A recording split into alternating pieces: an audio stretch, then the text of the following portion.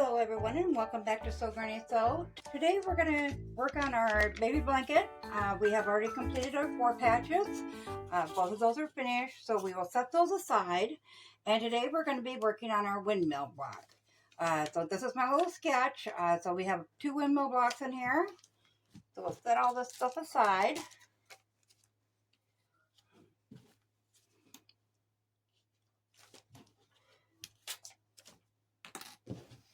Okay, so our windmill block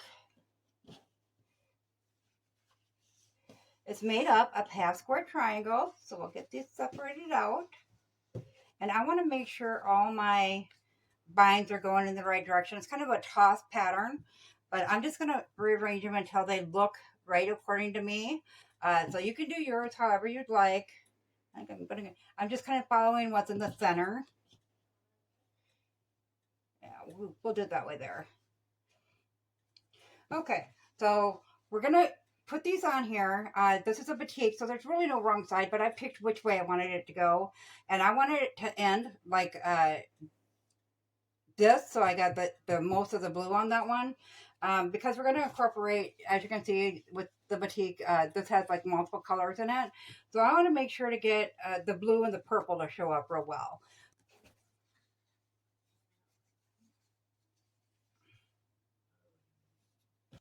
Okay, so completed windmill will look like this. So what we're going to do is we're going to flip these to the back side, the wrong side.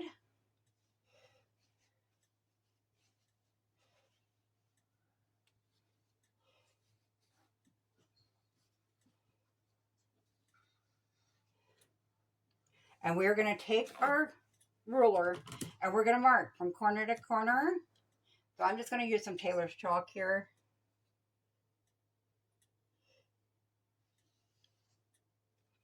And we're going to do that for each of them.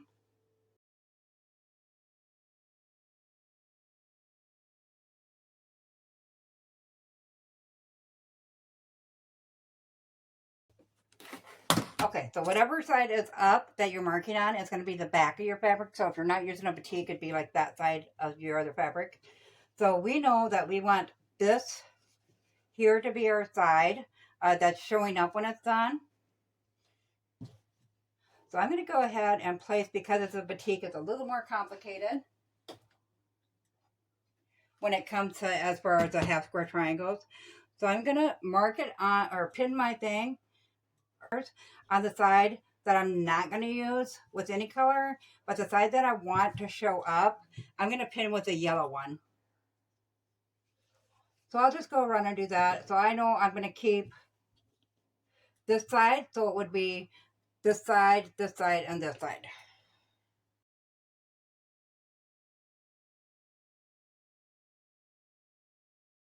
So the issue I'm having here with the batiks, yours will be, if you have a directional fabric, you're going to have to really pay attention to that as well, just like I am with the batik, of where it lays.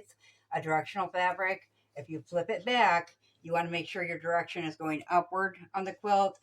Say you got cats on there and they're sitting down, you want the tail end to be here and the head end to be here according to how you're putting it in the quilt.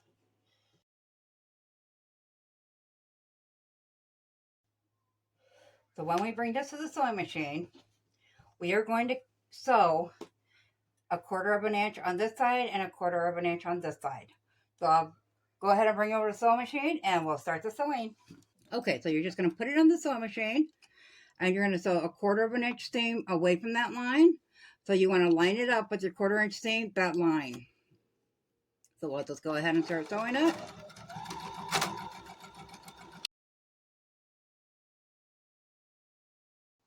And once again, you can just chain stitch through.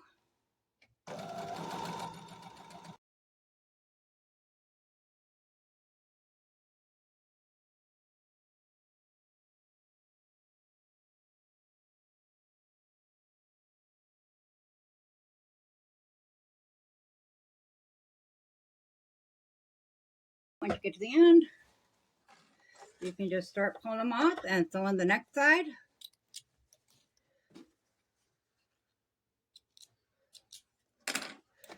So once again, you're going to line up the 1/4 inch seam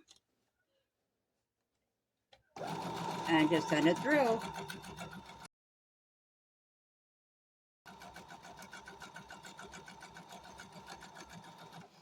Okay, so we got those all sewn together. I'm going to pull the pins out and I will meet you back at the cutting board. Okay, so as you can see, we got all sewn up. There's your line you drew, and then a 1/4 inch seam on each side. And we did them all the same. So you're just going to take your ruler and place it on the line you drew, and you're going to cut them apart.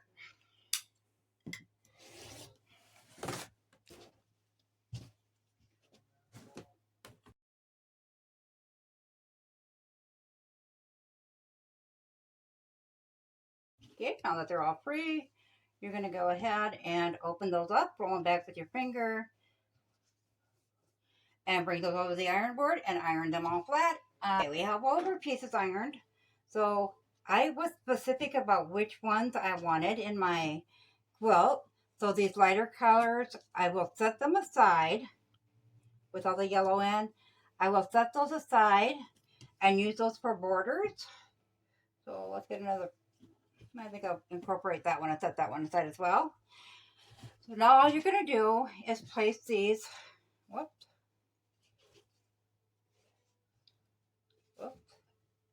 as such around your, there we go. So you got these little tails on here. They call them dog ears. And you can just take your scissors and snip those off.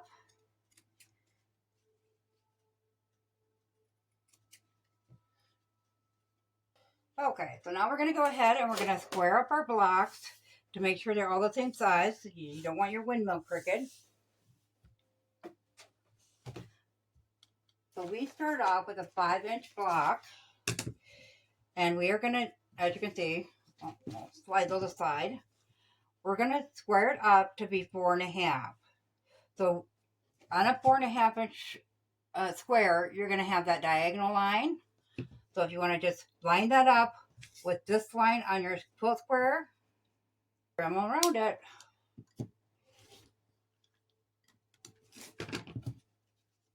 So we'll go ahead and we'll square up the rest of these and then put them together. We had them laid out like, this, I guess. So we want to put them together, and when you put them together, as you can see, the seam is going that way and that one's going that way. You want to slide them together and nest your seams. We'll grab a quick pin and we'll put that in there just so we know that that's not going to move. Oh, gotta make sure I got this going the right way here. Okay. And then we'll throw a pin at the other side.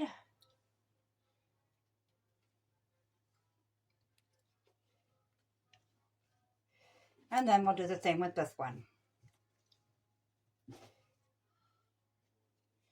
Okay, we're going to go ahead and bring it to the sewing machine and do a 1/4 inch seam, and then I'll meet you back here. Got our squares sewed together here. So we're just going to roll it back, and once again, just finger press it down.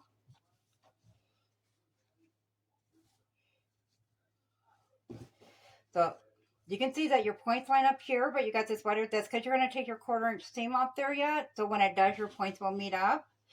So make sure they're all going the right way here. We're going to go ahead and place those together.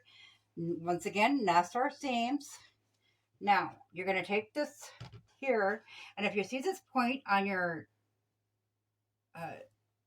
squares there, that is going to be where your points, you want those points to meet up. So I just flip it over this way, poke that little tip, the very furthest point on that, and then line it up with this one. And then you should be able to line up the rest from that. Then make sure them seams are nested so they're nice and snug. And then go ahead and put your pin through.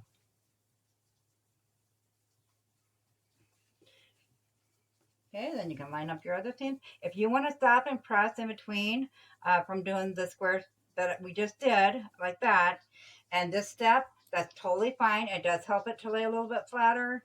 Then I will bring that over to the sewing machine and we'll once again sew a 1/4 inch seam. Okay, so you can see that we got our 1/4 inch or our star met up there. I did get off a little bit right there, But one thing you're going to notice is you got a lot of bulk in the back here. So there are many different ways that you can tend to this. Um, some people just cut these out and then swirl the fabric. Bulk. So if you plan on bringing yours into a long armor to have it long arm quilted on the top, you will want to remove some of that bulk.